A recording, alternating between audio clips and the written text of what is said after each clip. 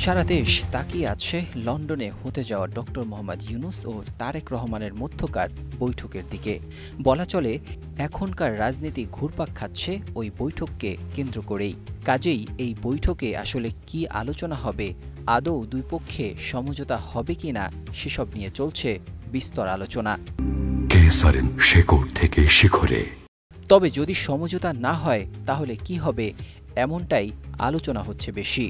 Blogger ও online activist Pinaki Bhattacharya বলছেন, যদি বৈঠক ফলপ্রসূ না হয় তাহলে বাংলাদেশের ভবিষ্যৎ অন্ধকার। সাথে সাথে তিনি এমনটাও বলছেন, খালেদা জিয়া যেখানে চাইছেন ইউনূসের দ্বন্দ্বে না জড়াতে, সেখানে বিএনপির সিনিয়র কিছু নেতা উল্টাপাল্টা বক্তব্য দিয়েই যাচ্ছেন। এটা বিএনপিকে ভুল পথে নিয়ে যাচ্ছে বলে মনে করেন তিনি। বৈঠক নিয়ে আদতে বিএনপির সিনিয়র নেতারাও বলছেন, লন্ডনে প্রধান উপদেষ্টার সঙ্গে তারেক রহমানের বৈঠকে নতুন ডাইমেনশন তৈরি হতে পারে। কিন্তু সাবেক ছাত্রলীগ সভাপতি, বর্তমানে বিএনপির চেয়ারপারসনের উপদেষ্টা অ্যাডভোকেট ফজলুর রহমানের মতো কিছু নেতা এমনভাবে কথা বলছেন যেন বিএনপির সাথে প্রধান উপদেষ্টার সমঝোতা না হয়।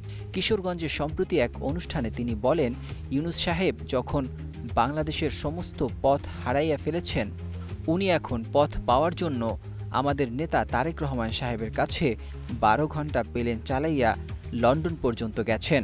বলছেন, আমাকে একটু কথা বলার সুযোগ দেন। বিএনপির কিছু সিনিয়র নেতা এমন অবস্থান নিলেও সমমনা ইসলামিক দলগুলো এই বৈঠককে স্বাগত জানিয়েছে।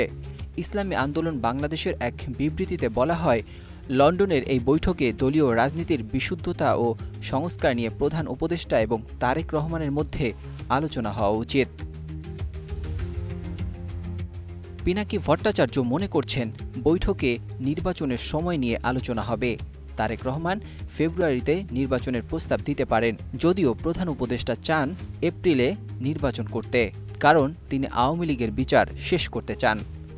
পিনাকি ভট্টাচার্যের মতে, বিএনপি আওয়ামী লীগের বিচার করতে পারবে না।